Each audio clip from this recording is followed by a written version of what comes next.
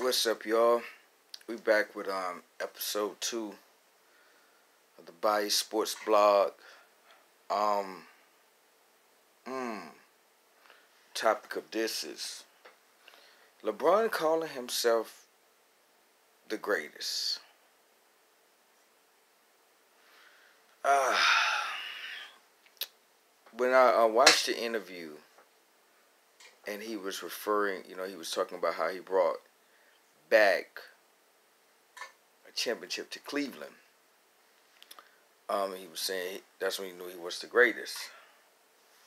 I thought about that.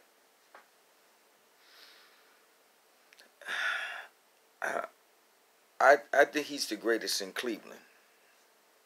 I mean, man, the fact that he came back, he brought the team came back from all those games, and he was definitely an intricate part of that. Like, let's not lie and say that LeBron, you know, was not the leader or was not the focal point of that team, was not the superstar, was not all that of that team.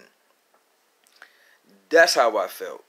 I don't feel like he's saying that he's over Jordan or he's over Kareem or that he's over Kobe or something like that.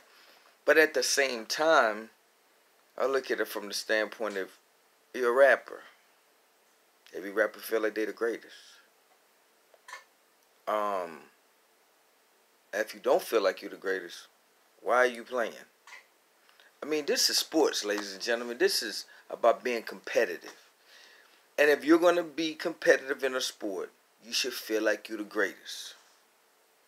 When you're doing something that hasn't been done maybe in your lifetime, you should feel like you're the greatest. And let's be honest. I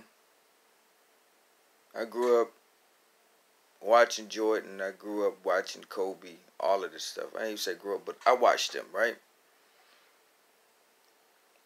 If LeBron had kind of a better team, he probably would have won a whole lot more championships. Same thing with Kobe. Kobe hadn't got rid of Shaq or whatever happened with that situation. Maybe that 2 or 3 more years, he probably would have had more championships. It's not to say that Michael Jordan had like an all-star team, but he had Pippen, and for whatever reason, however people may feel, man, Pippen could play. I think that LeBron had found it in Kyrie. He had found him a number 2 or a guy that he could refer to or defer to, should I say. And for whatever reason, Kyrie didn't want to do it anymore. And it's like, so for him, so when he's saying he's the greatest, and a lot of people like, oh, he got an ego and stuff and all of this. Let me tell you my personal experience. I think it was about 2 years ago. They had the All-Star game down in New Orleans. My first time ever going to New Orleans. I was working down there, doing some security work. And I happened to be working one of the nights down there at this party that LeBron was having, this beach party. And man, got a chance to meet LeBron. LeBron came up, shook everybody's hand. Very nice guy. And of course, I mean, hey, I'm looking at this dude like, yo, shoot, like, this LeBron James. Whoa, he ain't got to be like this. I mean, I actually seen stuff that you hear about when you hear people talk about Michael Jackson and I don't know, these new kids on the block or whatever. When people passing out, screaming, hollering, acting a fool. I had never seen nothing like that. And dude was humble. Dude was cool. The dude was very gracious, and he went out of his way, to speak to people, to make people feel comfortable. And So when people say he big head or whatever, just when he realized he was the greatest.